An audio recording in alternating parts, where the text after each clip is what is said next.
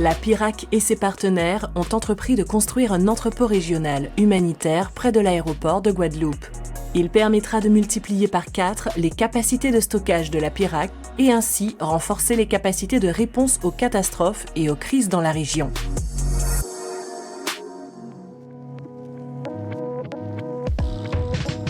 On a procédé en fait au coulage du dallage. Donc c'est un dallage qui fait toute la surface de l'entrepôt, donc qui est destiné à recevoir des charges lourdes, importantes. Une fois ce dallage coulé, on a pu faire les relevés béton qui vont recevoir la charpente. Donc on a une élévation en fait pour les locaux de bureau qui est en mur en béton banché. C'est du béton armé, donc c'est aussi calculé pour résister au séisme et cyclone. Pour la charpente, le choix s'est porté sur une charpente en bois lamellé collé. Ce choix se justifie pour plusieurs raisons. Parce que d'une part, en fait, le bois est une ressource renouvelable. Ensuite, c'est un matériau léger et performant pour ce type de structure. C'est également un matériau qui est très stable au feu, contrairement à ce qu'on peut penser, plus stable que de l'acier. La charpente, on l'a reçue en janvier, en fait, en conteneur. Elle a été dépotée ici. Toutes les pièces de charpente ont été triées et on les a commencé à les préassembler sur le dallage. Alors ce qui a été préassemblé au départ, ce sont les portiques, c'est la structure porteuse. Et ensuite on a pu procéder aux premières élévations avec les grands camions grues qu'on appelle des PPM. Donc on a procédé dans un premier temps à l'élévation des portiques et ensuite on met les contreventements entre les portiques. Alors les contreventements sont des pièces métalliques en forme de croix qui viennent stabiliser la structure. La pose des menuiseries intervient une fois que l'ensemble des bardages a été réalisé et l'ensemble de la couverture. En parallèle, on travaille aussi sur la partie VRD. Alors VRD, ça veut dire voirie réseau divers. C'est tout ce qui est aménagement extérieur. On a prévu d'équiper ce bâtiment de racks à 4 niveaux. Donc une fois que les travaux de seconde œuvre sont terminés, on vient installer ces racks et sur lesquels on peut charger à peu près 800 kg au mètre carré.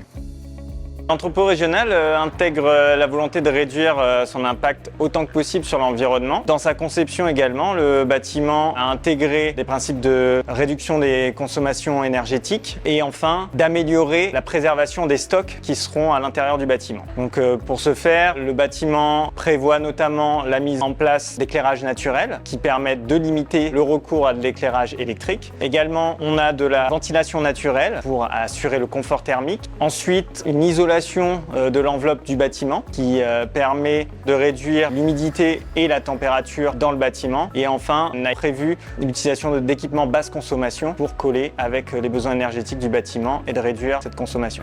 Également, une autre approche a été de réduire les consommations en eau potable. Cette consommation en eau potable, elle est réduite par la collecte des eaux pluviales en toiture et qui sont ensuite stockées dans des citernes. Une citerne qui va être équivalente à 5000 litres et qui permettra par la suite de réutiliser l'eau en eau de lavage pour le matériel sur site, également pour l'entretien des espaces verts et enfin pour remplir les chasses d'eau des sanitaires.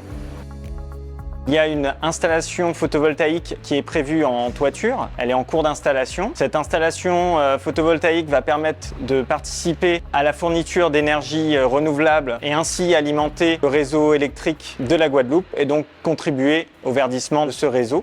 Ce bâtiment-là rentre dans un dispositif de préparation face aux catastrophes. Ça fait qu'en fait, même en cas de grave catastrophe, on a tout prévu ici pour pouvoir fonctionner normalement, travailler normalement et envoyer de l'aide. Ça veut dire aussi qu'il faut une certaine autonomie, en tout cas en énergie, alimentation eau potable et réseau Internet. La construction de l'entrepôt régional humanitaire a démarré en décembre 2023. L'aménagement et l'acheminement des stocks sont prévus pour octobre 2025. Suivez notre prochaine vidéo pour en savoir plus et découvrir les prochaines étapes de la construction et l'inauguration.